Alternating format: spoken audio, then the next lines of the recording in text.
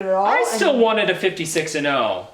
Story time. Back when I was about, I don't know, 10, 11 years old, my aunt moved to Arizona. My family was pretty big into hockey at the time, but we didn't really have an NHL affiliate. My aunt and uncle got really cheap tickets to Coyotes games. When I first started getting into the NHL because of that, I was like, oh yeah, the Coyotes, okay. They came out with these Kachina jerseys, which were throwback jerseys, which that's a whole nother mess, but I really, really like these jerseys. And tonight made me like them a whole lot less. Okay, I'm done, I can't wear this anymore. So, that game sucked, bar none, sucked. Happy birthday to Braden McNabb, who had his birthday this week as well. It was the day after, it was the day in between Wednesday and Friday's game. It was Thursday. Within 5 minutes of the first period, Vegas gives them a power play because, you know, why would we try to help ourselves? That didn't take long. And of course, within about 30 seconds of said power play, Arizona drives in and scores a goal. This is after Petro flat out runs right into Lehner. Like, oh my gosh, Petro. Just freaking ran into Lehner.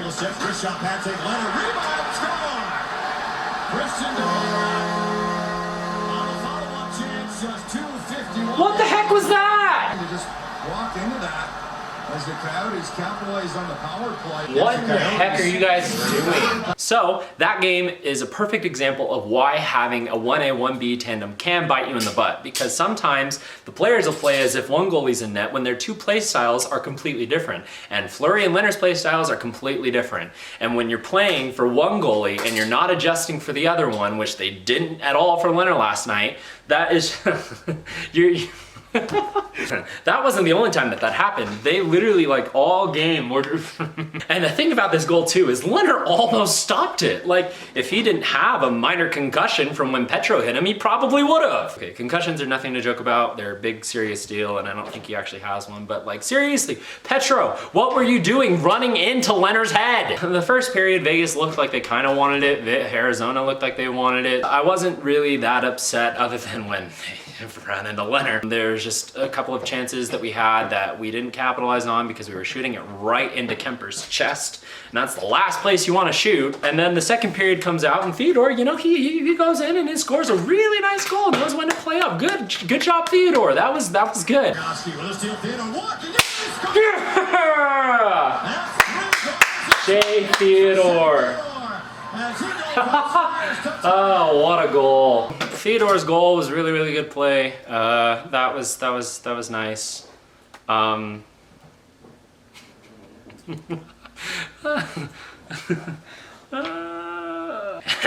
then it went all downhill from there. Why is he so far out? You want him to be able to get that, but at the same time, like, you also want your defense to, you know, prevent them from walking in on their own. Lehner, don't play the puck. All of them are in your zone. He keeps going out. What the heck were you doing?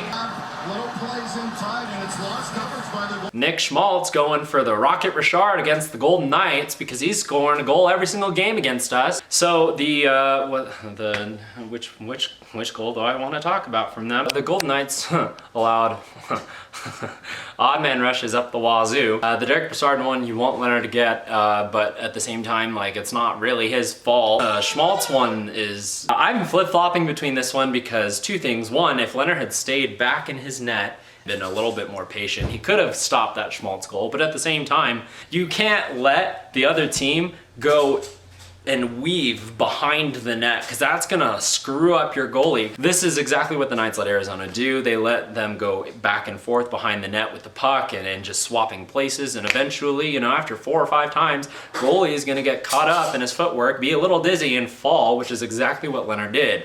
And then Schmaltz had a completely wide open net to be able to shoot on. Overall, about the second period, I would say that there were 2 good things. One, Theodore's goal, and 2, we didn't give them a power play, yet they still scored on us twice. Yay! But you know what we've been saying all season, third period Vegas is the best Vegas. Not tonight! Vegas, about a minute and a half into the third, lets them have an odd man rush, kind of 3-on-2, but Stone kind of gets there and doesn't quite. Anyway, puck, really beautiful play from Arizona, like props to them for this, the way that it unfolded, that little spinorama backhanded pass over to Connor Garland, who's been by and far Arizona's best player on the ice since we started playing them on Monday. Gotta be freaking kidding me. Nice passing That's play. not what you Connor Garland finishes it off. No, it's not. For a lot of the rest of the period, Vegas is just trying to play catch up, which is exactly what I said would happen when you don't play until the third period. But Kuemper was on his game today, and so did the rest of the Coyotes, and we did not. You know who did come into play though? Cody Glass, replacing Nick Hague, giving us 13 forwards and 5 defensemen. Before you say we shouldn't have did that, Cody Glass is one of 2 of our players that actually scored a goal there. Now Stone with 55 to go with man advantage. Cross, long drive for Martinez, but second chance. Thank you. Oh my goodness.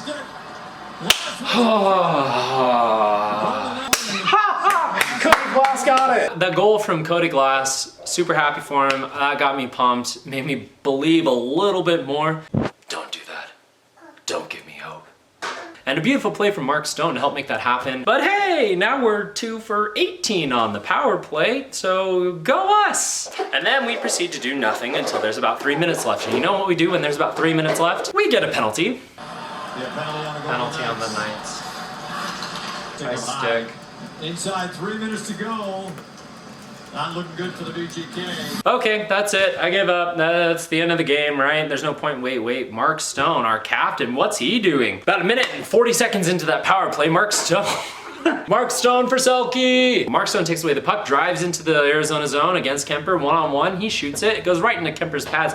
But you can see from the replay, there's about that much space which is open. And amazingly, Stone gets it into that space. Unfortunately, Kuemper still stops it somehow. How? No idea. I'll tell you how. Kuemper is a really good goalie. Stone.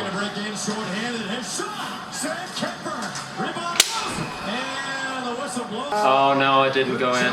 Soderstrom in his NHL debut just saved a goal there. You wanna know why Kuemper hasn't looked as good as he actually is? It's because he's been playing against Vegas' high-powered offense. But you know what he hasn't done last game? Play against Vegas' high-powered offense. There was none of that. We decided to pull Lehner and be in their zone. And then off of the face-off that ensues because Kuemper stopped that puck,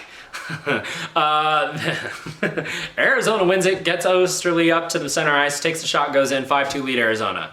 And at that point, I'm just like, why? That's not what you want. Yeah, that was very bad. At that point, the camera goes in, zooms around the crowd, and shows the Arizona fans that are all there, which is only about half the fans that are in the building because the other half are Vegas fans because we're the best and travel to Arizona to watch this game, this game. They're chanting "Go Knights Go." It's mostly Knights fans in Arizona right now. And we put on that kind of a performance in almost a home crowd. You would think that would be it, but nope, we have to go in and commit another penalty. Arizona doesn't score on this one because they pitied us for the last minute and a half, so it remains 5-2 through the end of the game. Giving the Golden Knights their first loss of the year with a 5-2 win. Darcy Kemper. Look, I know it's just one game. It's one loss. It's one. You cannot expect to win a game when giving the other team 6 power plays in one game. 3 in the first period and then 3 in the third when you're trying to catch up to them because they have a 2-goal lead. And we're probably not going to be using 13 forwards again. We don't want to be, but because of the cap situation we're at, because of the waivers position that we're at, we kind of have to be, and hopefully sooner or later, we're gonna figure out how to manage the cap salary without having us be right at the brink / slightly over, and we can, have a full team and just be able to switch players in through scratches and stuff instead of having to send them down through waivers. But, for now, that's not our situation, so we gotta deal with it. And last night was us dealing with it. The first half of our season is the easiest half of our season. If we're losing games against teams that we shouldn't be losing against, we're not going to be in a spot that's good enough to be able to perform against the other teams because we're going to go against harder opponents in the playoffs.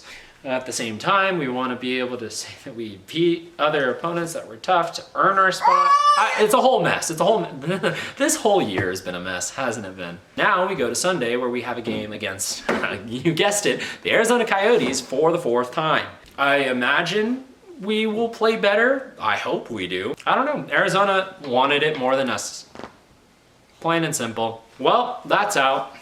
Thank y'all so much for joining me and have a great night.